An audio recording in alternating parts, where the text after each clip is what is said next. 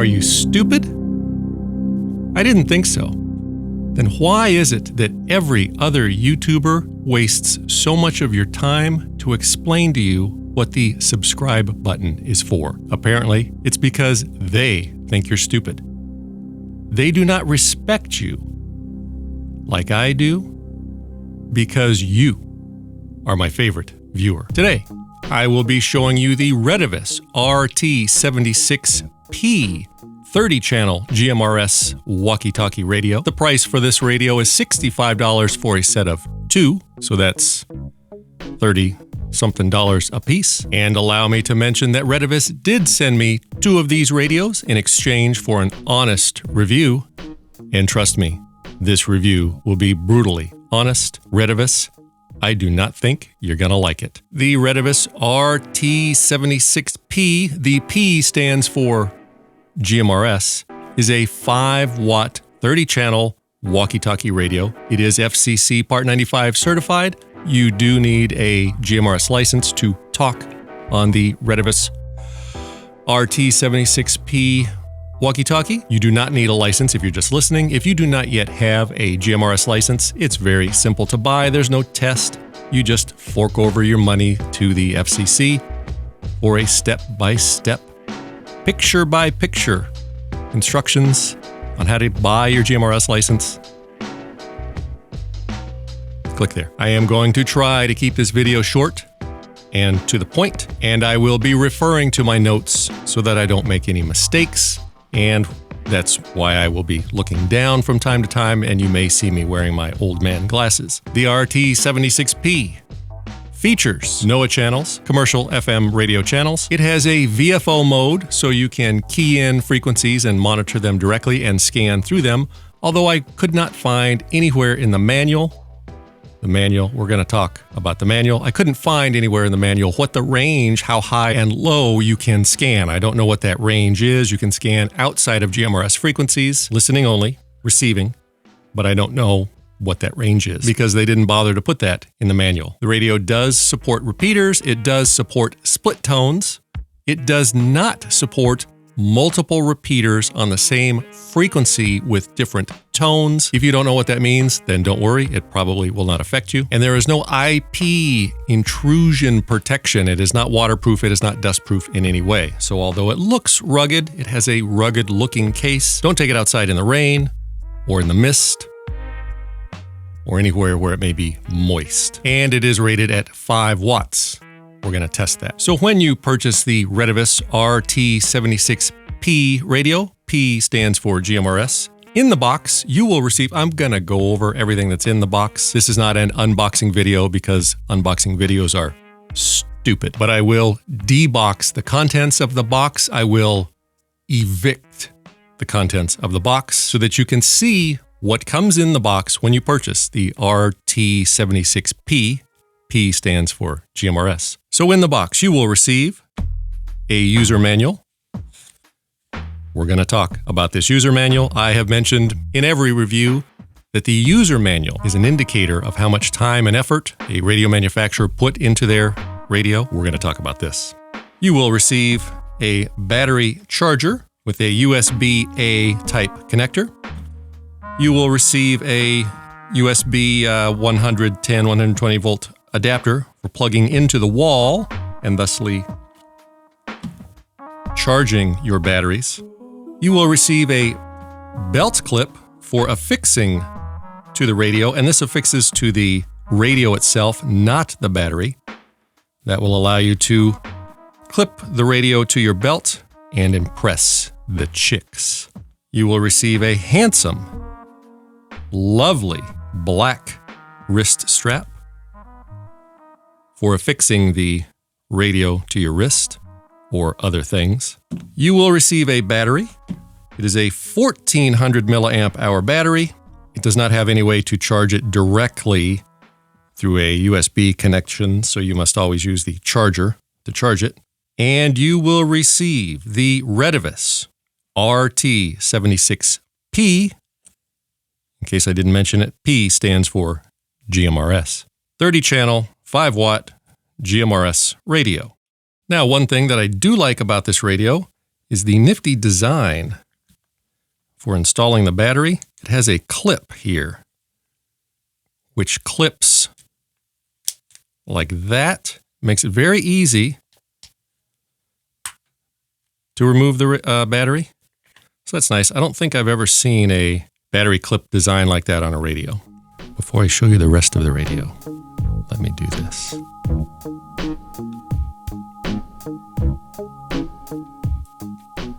Oh. Welcome.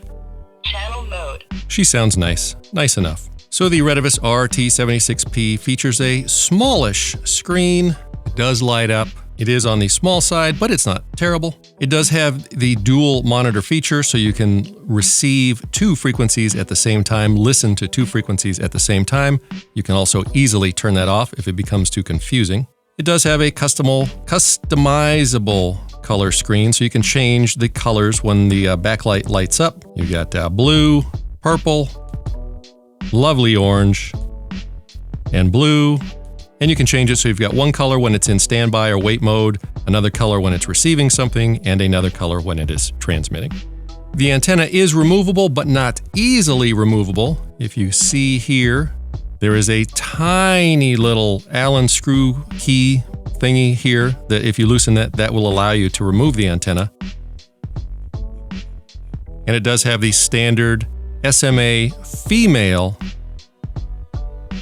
pole and a standard SMA male protuberance so that you can attach the two together like this. I said I was going to keep this video short and to the point, and for once I may actually achieve and deliver on that promise. Let's get right to the power test without goofing around, because you know I would never goof around. Let me explain how this works, and I have to explain it, because if I don't, some know-it-all will leave comments saying I measured it wrong or I did it wrong, or there just may be confusion and questions. This is the radio. The radio is attached using a short jumper cable to my Surecom SW-102 meter, affiliate link below. It is then connected to my McBasil, I forget the brand name, dummy load, affiliate link below. When I transmit from the radio, it will send a signal into the Surecom SW-102, and we will see both a power output up here, and it will display an SWR. I'm not going to measure the SWR of the antenna because it is exceedingly difficult to get a good SWR measurement with a mobile antenna, but the SWR here will probably read very low because I don't have an antenna attached. I have a dummy load attached. So now that we've cleared that up, let's see what the power output is. Welcome. Channel mode. All right, I'm on a middle channel, channel 16. Let's see what we got. What can this baby do? 4.42 watts, 4.3 watts. Not bad for a 5-watt radio. Let's go up to a higher channel. All right, now I'm on a repeater channel, so that's going to be a much higher output frequency. Let's see what we've got. 4.19, 4.17, not bad. Let's go to a lower channel. Now I'm on channel 9, I think she said. This is a low power restricted channel. That's low power only, 0.9, 0.87, so below 1 watt. And now channel 1, the other end of the spectrum, and that is a high power channel. Let's see what we've got there. 4.39 watts. So not bad in the power output, pretty much exactly what we would expect to see. And the range on the radio, I'm not going to waste your time and show you a range test. I have 2 of them, so I was able to test them, is the same as every other GMRS handheld that I've measured that outputs 5 watts. In my worst case scenario testing, that is poor conditions, houses, hills, between the 2 radios, me and the other radio, very poor conditions, I get just under 1 mile, just like every other GMRS handheld radio that I've tested. All right, now that is the highlights. Those are all the best things about this radio. This is where the brutally honest part begins. Retevis, I know you're watching. Sit down and get comfortable because things are about to get a little uncomfortable. Now, I already mentioned that the user guide is written in poor Chinglish. Maybe I didn't mention that. Allow me to mention that this user guide is written in very poor Chinglish. It looks like it was written by a 3rd grader that flunked Chinglish. Just as an example, on page 1, please make sure this transceiver avoids the sunshine and avoids to put it near any heating device. Please make sure this transceiver avoids any dusty, humid, and water-splashed place, and also put it near any heating device. And also to put it near any heating device. All right, no problem. We're used to seeing radios written in poor Chinglish. Not a problem. But there's a problem. When we go through the menu options, a fairly important part of the user manual and the operation of the radio, this tells us what the menu options do inside of the radio. But the menu option numbers in the menu don't always match up with what it says on the radio. For example, the book describes a mysterious Proger, P-R-O-G-E-R option at menu item 33. So if I go into menu item 33, you should be able to clearly see menu option 33 is the opening message option.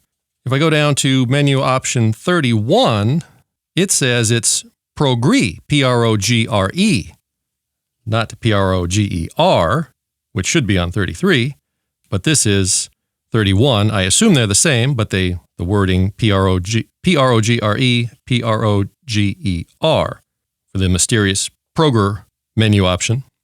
31. So if I go to look at 31, it says here 31 is the alarm mode setting. So they don't match. And I didn't understand what the Proger option was for. Turn off call end tone, turn on call end tone.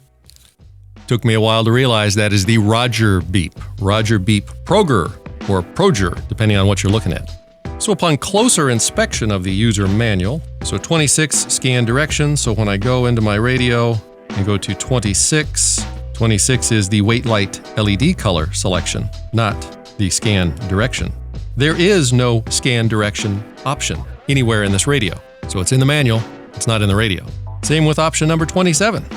When I look at 27 in the radio, option 27, you can see the tiny menu option there is the receive LED light. So it's got options in here, which would be good options that don't exist in the radio. And then from there, from 27 on, the numbers are out of sync. So if I go up to 29, the book says it should be RX LED. My radio says 29 is the alarm mode.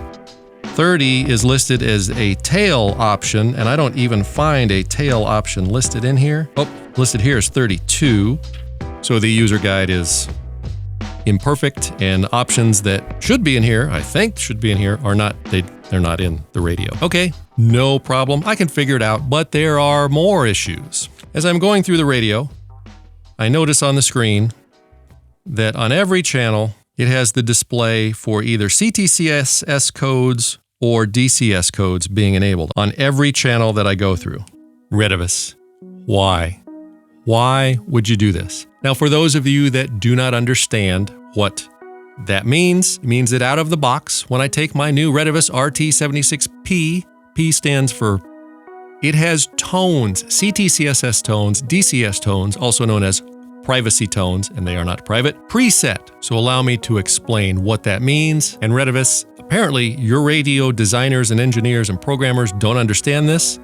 Bring them into the room and have them watch this part. So what that means is, if I have two of these radios, they will talk to each other just fine. It's not a problem. What is a problem is when your friend shows up and he has a GMRS radio. Pretty much any other GMRS radio in the world does not come with any tones pre-installed. By default, GMRS does not need or use any tones. So when you talk to him with your RT76P, P stands for, he'll hear you just fine. But when he talks to you from his radio, which likely does not have any tones, because why? You're not going to hear him because that tone is going to prevent this radio from hearing anything he says. Now, in order for me to talk and listen to my friends who have other brands radios, any other brand GMRS radio, I have to go in and remove all the tones from all the channels, or my friend has to go in, we have to figure out what the tones are preset in the Retevis radio, which you can do in the menus, and then my friend would have to put those tones in his radio. Either way, no matter what, it's a pain in the bitch. Okay, no problem. We resolved the tone issue. Now I'm able to talk to my friends. And my friend says, hey, Randy, let's go to channel 16, the official off-roading channel for GMRS. And I say, sure, friend, let me do that right now on my new RT76P. P stands for... So I go to change the channel, and I see that I don't have channel names listed on the display. I have frequencies listed on the display. The whole point of GMRS is simplicity. GMRS users are simple. We're a simple folk. We are simple folks. We use channels, not frequencies. Why, Retevis? Why by default, when I take this out of the box, why does it not say GMRS channel 16? Like every other GMRS radio ever in the world, pretty much. No problem. I can just go into the menus and enable the radio to show the channel names instead of the frequencies. So I simply go into the menus. Number 22, MDFA is the setting that determines what's shown on the screen. So let's change that to name or channel, right? No problem, except there's a problem. So I can see now the channel name. You can see the channel name showing at the top there, channel 16. Now let's take a listen to what the Retevis lady says as I change the channels. I'm on channel 16. So let's change to channel 15 and see what she says. 16. Oh, she said 16. Let's change to channel 14. 15. She said 15. 14. 13. 12. 11. 10. 9. The channel names, the default channel names, are out of sync with what the actual channel number is, and that is because 8. 6. channel 1 on the preset channel names starts at 0. So all the channel names, the default channel names, are out of sync with what my Retevis lady friend is telling me. And to make things worse, because the actual channel numbers, what she is saying is the correct channel number, but when you give it a name, we now no longer see the actual channel number being displayed. The only indication of what channel it is the name that's in there. And as we know, the default names are wrong. On frequency mode, the channel over here is correct, but once you go into the names, the channel numbers no longer show. So what this means is when you're actually out using the radio, there is likely to be much confusion. Okay, so no problem, right? Let's just go in and change the channel names that are displayed in there. I've got a full keypad, just like most other GMRS radios. Let's go in and just change the name of the channels so that they're correct. Oh wait, there's a problem. You cannot change the names of the channels on the radio. You can only do that using the software. I haven't even started bagging on the software yet. We'll get to the software. No problem. I know that when I put it on a channel, I need to pay attention to not the name that's listed, but the voice of truth lady.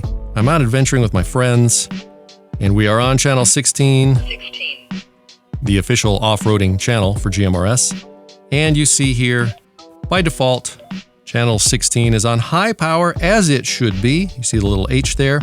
But because me and my friends are close to each other, we're only a few hundred yards away, say in our Jeeps while we're out adventuring, and because I want to save the battery, make it last longer, I want to switch to low power. No problem. So we go into the menu, go to the transmit power option, hit menu to change it. I've got a high and low option right there. Cancel. Oh, wait a minute. I must have hit the button wrong. Let's try that again. Number 2. Power. Set on high. Low. Cancel. There's a problem. The radio will not allow me to make any changes to the power level. Even on legal high, low, low, high, it does not allow me to change it. Xenu, help me. Okay, I'm out adventuring. I'll stay on high power because I now have no choice, no problem. But there's a problem. Now when I'm talking to my friends on channel 16 or on any channel, they keep complaining that they can't hear me. What did you say? What did you say? Talk louder. Talk louder. I'm screaming into the microphone and they still say that my volume is low. And that is because we can see right there next to the battery, a little N indicating narrow band. Now this is a wideband radio, but out of the box, every channel is set to narrow band. Retevis GMRS operates primarily in wideband. Pretty much every radio that you buy, every GMRS radio that you buy in the world, ever, anywhere, from anyone, is preset to wideband. When I start using this radio to talk to my friends that have radios that actually work the way they're supposed to work, no problem. I'll just go into the menus. It might be a pain in the bitch to go through and change them. Let's just go in and change them to wideband. I shouldn't be such a crybaby and nitpick about such little things. Menu. So I go to change it. Channel bandwidth. Channel bandwidth. I have two options, narrow and width. W-I-D-T-H.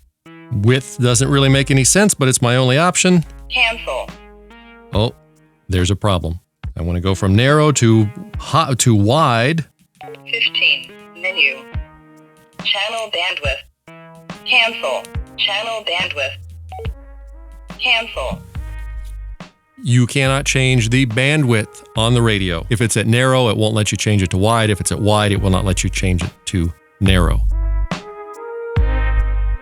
It will only allow you to change the bandwidth in the software. Okay, now let's talk about the software. All of my problems will be solved using the free Retevis software, downloadable from the retevis.com website. First, you will need a cable. Oh, I failed to mention. I have failed you again. I didn't show you this part. It does have a programming port that is a standard K-type port, so you can use any standard USB K-type programming cable. So I just go to the Retevis website to download the software. But there's a fucking problem. I can only download the software from the Retevis website if I have an account. I must log in with my account to download the software. Now, I've downloaded many softwares in my days. I don't think ever once they required me to log in. What if you buy this on Amazon, you don't have a Retevis account? What if your friend gives it to you? Most people don't have a Retevis.com account. Many people choose to not to want to give any information just to get the software to make the radio do what I want it to do. My caseworker says I need to work on my anger issues. This is not helping Retevis.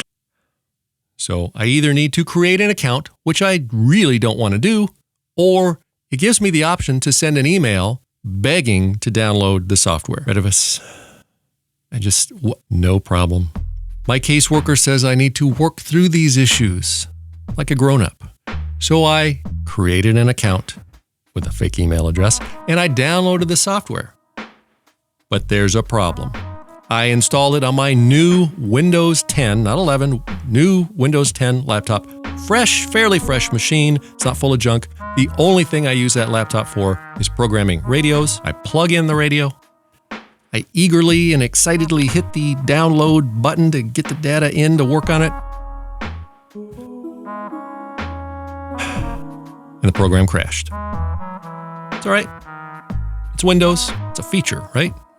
Although no other programming program that I've used on this machine has ever crashed, I reboot the computer just to clear out the bits and the bytes. Try it again. Eagerly hit the download button and to start program crashed again. Not only did the program crash, but it reset the radio. The radio crashed at the same time. I tried everything. Different cable.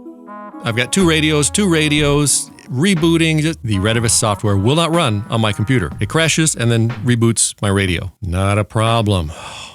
It is chirp compatible. I didn't realize that until after I went through all of that learning process. So forget about the software. So you can use chirp. Thank goodness it does work. It never crashed. Downloaded everything, worked fine, and it does allow me to change the power levels and the bandwidth of the radio. But once I download them to the radio, I can't change them again on the radio. So once they're in the radio, they're baked in, even though it looks like the menus and the Retevis lady teases you along and would make you think that you can make those changes. Cannot change them. But they are changeable in chirp. Thank Xenu. So should you buy the Retevis RT76P? P stands for piece of. Should you buy this radio? If all you want to do is take it out of the box and talk directly to somebody else with one of the same model radios, or if you understand the limitations and issues with it and you're prepared to deal with them, sure, it works as a GMRS radio. It works fine. It transmits fine. It's not like it's expensive. Sure. why not? But otherwise, no. Why would you? Retevis, there are other radios out there that can do all the same stuff for about the same price that don't have these issues. Don't get me wrong, Retevis is a great company. I've reviewed several Retevis radios. I have Retevis radios. That Retevis repeater is the greatest thing in the world. It's a good company. They know how to make radios. But Retevis, someone fell asleep at the wheel on this one. And I hope when you track that person down, whoever's responsible, that the consequences are swift and merciless. If you have any questions about the Retevis RT76P, if I missed something, if I was not clear enough on something, or if you have an RT76P and want to share your experience or your tips, you know how this works.